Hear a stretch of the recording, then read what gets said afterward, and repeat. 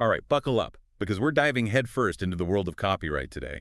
And it seems like our listener wants to cover all the bases. They've given us a really interesting mix, this time legal analyses, opinions from artists, even some head scratchers from the classroom. Yeah, talk about a deep dive. It seems like they want to understand how copyright works, like everywhere. It's a great collection of sources, and it shows how much copyright pops up in our everyday lives, even when we don't realize it. It's true. Like, I never thought about jotting down notes in a meeting as a copyright event, but it technically is, right? Absolutely. Every little doodle, every melody you hum in the shower, those are all mini acts of creation. So where did this whole idea of copyright come from? Was it always around? Well, to trace its roots, we need to take a trip back in time to 16th century England, actually. Oh, wow, really? Okay, so paint me a picture. What was happening back then? So picture this.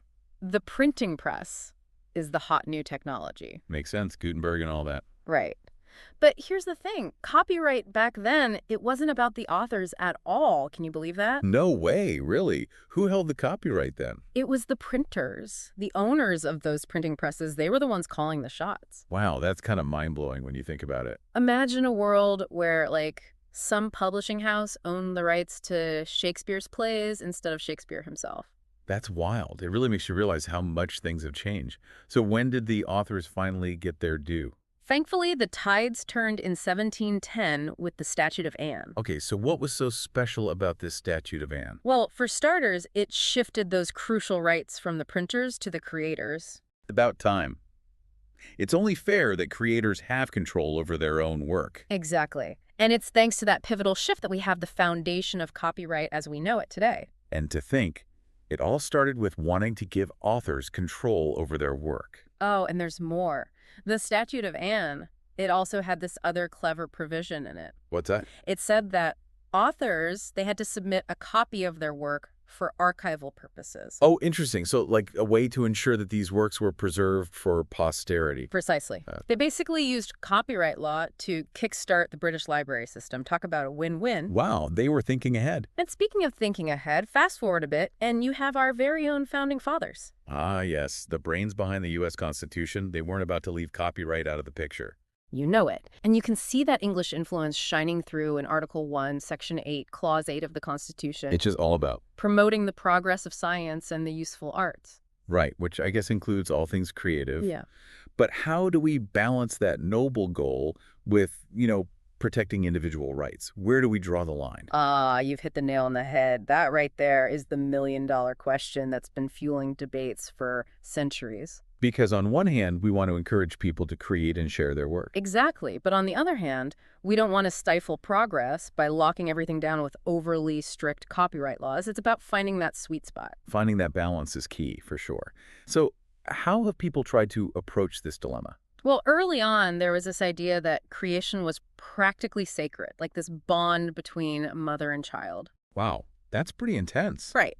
But over time, a more, shall we say, grounded perspective emerged, one that was heavily influenced by our friend John Locke. Wait, John Locke. Yeah. As in life, liberty, and property Locke. The one and only. I'm sensing a history lesson coming on. Yeah. What did Locke have to say about all this? Well, Locke was all about this idea of sweat of the brow. He believed that when you put your labor, your effort into something, you earned a claim to it. Okay, that makes sense. You work for something, you should own it. Right. And while he was talking about land ownership back then, the idea, it naturally extended to creative works as well. Imagine you're a musician, right? You pour your heart and soul into composing a new song. You slave over the melody, the lyrics, the arrangement, everything. It's basically pouring yourself onto the page. Exactly. And Locke's theory suggests that it's that hard work, that investment of yourself that gives you a claim to the copyright of that song. So it's not just about the initial spark of inspiration. Right. It's about all the blood, sweat, and tears that go into actually bringing that inspiration to life. Precisely. Which, now that I think about it, explains why that whole case about someone trying to copyright the name Abraham Lincoln was just absurd. Oh, don't even get me started on that one. Talk about trying to own an idea. Like, Yeah. Can you imagine if that were allowed? Every biography would need a ridiculously long title just to avoid any legal trouble. Right. It just highlights how crazy it would be if you could just copyright something as fundamental as a name.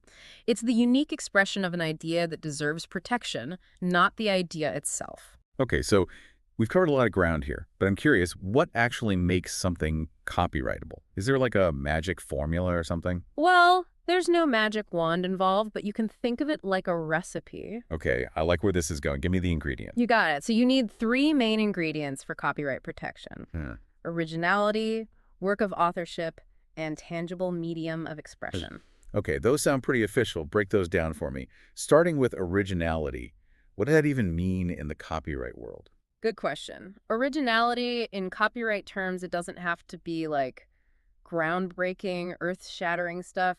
It's a pretty low bar, actually. Oh, really? So it's not like I have to reinvent the wheel to get copyright protection. Exactly. As long as the work originated from you and you didn't copy it from someone else, you're good to go.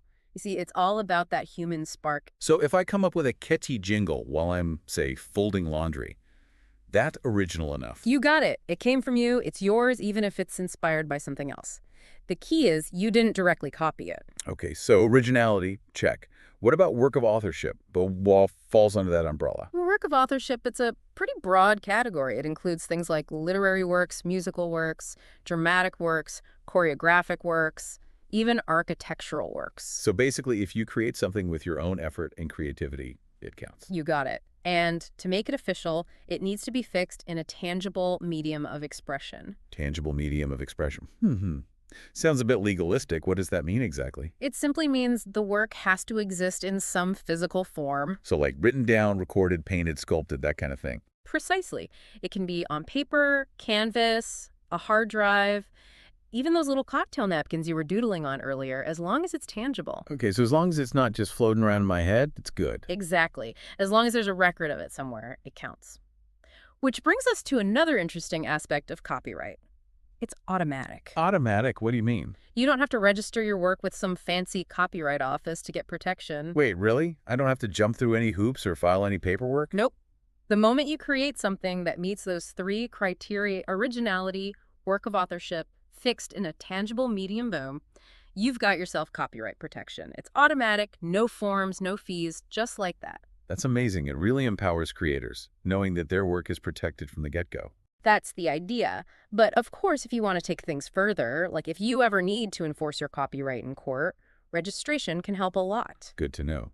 It sounds like copyright law has our backs, at least when it comes to originality and creation. But what about when things get a little murkier? What about all the data floating around these days? Is data copyrightable? You're getting into a tricky area now. Data and copyright, it's a bit of a gray area, I'm not going to lie. Really? Why is that? Well, think about it. Data, it's basically just facts, right? And facts themselves, they can't be copyrighted. That makes sense. You can't copyright the fact that the sky is blue or that water boils at 212 degrees Fahrenheit. Exactly. But here's where it gets interesting. It's the way you select, arrange, and present that data that can be protected by copyright.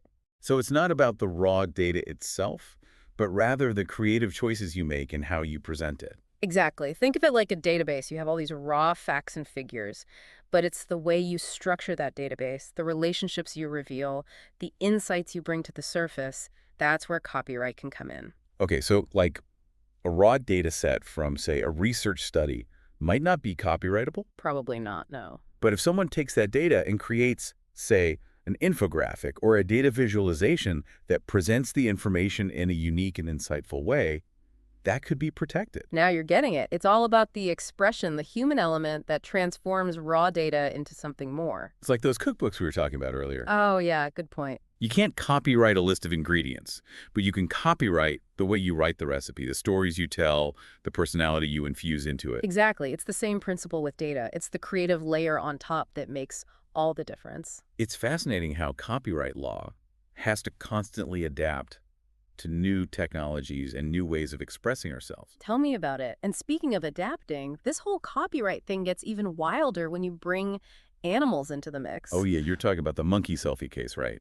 That was a wild one. Naruto, the selfie-snapping macaque, it was a case that really put the spotlight on this whole question of authorship, especially in the age of, increasingly intelligent machines. For those who haven't heard about it, this monkey basically got hold of a photographer's camera and went on a selfie spree. And some of the pictures were surprisingly good. Right? They were good. And it sparked this huge legal battle over who owned the copyright to those photos, the monkey, the photographer, or no one. It was a real head-scratcher.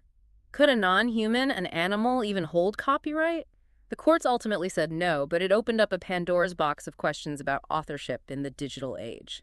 It makes you wonder, as AI gets more and more sophisticated, will we see more cases like this?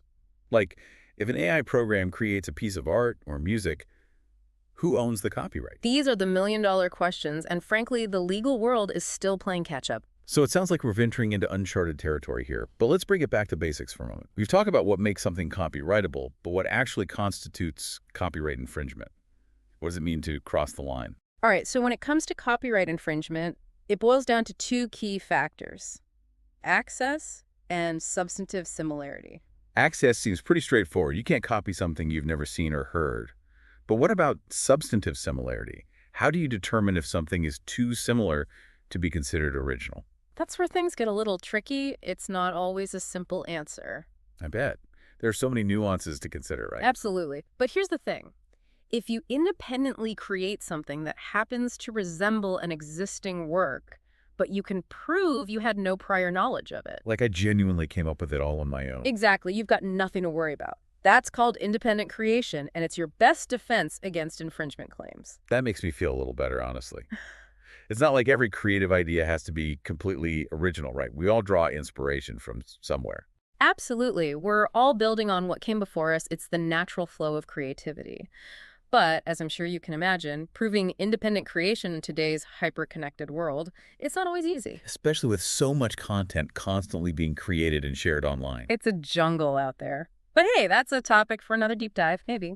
Agreed. But while we're on the topic of tricky copyright situations, what about software? That seems like an area where the lines of originality can get really blurry. Oh, you're telling me. Software, it's a fascinating beast from a copyright perspective. You got this whole functional aspect. The code has to work. It has to perform specific tasks. But then you also have this creative side, the design choices, the user experience, the way the whole thing comes together. It's complex. So how does copyright law even begin to grapple with that? How do you separate the functional from the creative when it comes to lines of code? Well, the good news is copyright law does recognize the creative effort that goes into software development. Okay, that's reassuring. So how does that play out in practice? Well, think of source code, the language that programmers use. It's actually considered a form of literary work under copyright law. Really? That's interesting. I never thought of code as literary, but I guess it makes sense. It's a language. It tells a story, just in a different form. Exactly. And because it's considered a literary work, it gets copyright protection just like a novel or a poem would. So if I'm understanding this right, if someone straight up copies and pastes lines of code from another program, that's a big no-no, right? Oh, absolutely. That's a textbook case of copyright infringement right there. Makes sense. But what about those situations where it's not so blatant? Like, what if someone takes inspiration from a software program, maybe borrows some ideas or the overall feel of it, without directly copying any code? Is that still a copyright issue? You're getting into the tricky territory of non-literal infringement, and that's where things get really interesting. Interesting how. Well, it's not always easy to determine where inspiration ends and infringement begins, right? Yeah, that's a tough one. So how do courts even begin to tackle that? They often use this framework called levels of abstraction. Imagine you're looking at a photograph, right? Okay, I'm picturing it. At a high level of abstraction, you're seeing the basic shapes, the colors, the overall composition. The big picture, essentially. Exactly. But as you zoom in, you start to see more and more details, right? The finer points, the unique characteristics. So the closer you zoom in, the more likely you are to find those copyrightable elements. Exactly. It's about finding that sweet spot between drawing inspiration and crossing the line into infringement. It's like they say, the devil is in the details. Right. And a classic example of this is that case with the New Yorker magazine cover and the movie poster for Moscow on the Hudson. Oh, yeah, I remember that one. Oh, yeah. They both had that same kind of whimsical, New York-centric vibe with the city looming large and the rest of the world shrinking in the distance. Exactly. Both images used a similar visual concept to make a point, but the movie poster was ultimately deemed to have borrowed a little too much from the original artwork. So it was a copyright violation. Yeah, they went a bit too far with the similarities. It wasn't just a matter of inspiration anymore. That makes sense. It's a fine line, for sure. It is. But here's an interesting thought. What if the movie studio had argued that their poster was a parody of the New Yorker cover? Oh, like a Weird Al Yankovic kind of thing? Precisely. Parody, it's a whole different ballgame. Because it's meant to be a humorous imitation, it often gets a bit more leeway under copyright law. So if the studio had played the parody card, they might have been in the clear. It's possible. And that's because parody falls under a very important exception to copyright law known as fair use. Fair use, it sounds like a get-out-of-jail-free card for copyright infringement. Well, not quite. It's not a free pass to use anyone's work however you please, but it does allow for limited borrowing of copyrighted material without needing to get permission from the original creator. Okay, so when does fair use actually apply? There are certain situations where it's generally accepted, like for criticism, news reporting, teaching, things like that. So if I'm a teacher using a copyrighted image in my presentation to illustrate a point, that would probably fall under fair use. Most likely. But there are no hard and fast rules, and courts have to weigh a variety of factors to determine if something truly qualifies as fair use. Like what? What kind of factors are we talking about here? One big one is the purpose and character of the use. Is it for commercial purposes or something more educational or transformative? Okay, that makes sense. So selling a poster that uses someone else's artwork without permission, probably not fair use. Probably not. But creating a parody of that artwork for a comedy sketch, more likely to be considered fair use. Got it. What else do courts consider? Another big one is the nature of the copyrighted work itself.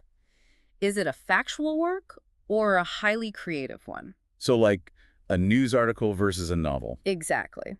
Factual works are less likely to be given broad copyright protection, while highly creative works are generally more protected. Makes sense. What else? The amount and substantiality of the portion used is also important. So using a few lines from a song in a review is one thing, but using the entire song without permission is a whole other story. Exactly. And finally, there's the effect of the use upon the potential market for or value of the copyrighted work. So if my use of someone else's work somehow harms their ability to profit from their own creation, that's not good. Not good at all. And a perfect example of this is that case with Gerald Ford's memoir. Oh yeah, what happened there? Well, a magazine got an early copy of the memoir, and they decided to publish a big chunk of a chapter about the Watergate scandal. Oh wow, bold move. Did they try to justify that using the fair use defense? You bet they did. Their argument was that they were reporting on a newsworthy event. Which, to be fair, it was a pretty big deal. Absolutely. But the court wasn't convinced. They pointed out that the magazine had published the most sought-after chapter of the book. The one everyone wanted to read. Exactly. And by doing so, they had essentially undermined the market value of Ford's memoir. That's a good point. They basically spoiled the ending for everyone. Right. And that case is a powerful reminder that fair use isn't just about how much you use, it's also about the context, the purpose, and the potential impact on the original creator. It's about being respectful of the rights of creators, even as we're engaging with their work, remixing it, building upon it. Exactly, and that's where initiatives like Creative Commons come in. They offer a more flexible and collaborative approach to copyright, especially in our digital age where sharing and remixing are so prevalent. So Creative Commons, it's like a middle ground between the traditional all-or-nothing approach to copyright. Exactly. It allows creators to grant others permission to use, share, or even modify their work under certain conditions, often with the requirement of attribution. So it's like saying, hey, I'm cool with you using my work, just give me credit for it. Precisely. It fosters a more open and collaborative creative environment where everyone benefits. It's fascinating how copyright is constantly evolving alongside technology and the way we create and share information. It's a testament to the enduring power of human creativity and our desire to protect and share the fruits of our imagination. It's been quite a journey exploring the world of copyright, from its humble beginnings in 16th century England to the complexities of monkey selfies and AI-generated art. And we've only just scratched the surface. It makes you think, in this ever-evolving digital landscape, what does the future hold for copyright? It's a question worth pondering, but one thing's for sure, as long as humans are creating, the need to protect and share those creations will always be there. Absolutely. And on that note, to our listener out there, we hope this deep dive has given you a new appreciation for the intricacies of copyright and its impact on our creative world. Keep those creative sparks flying. And until next time, happy creating.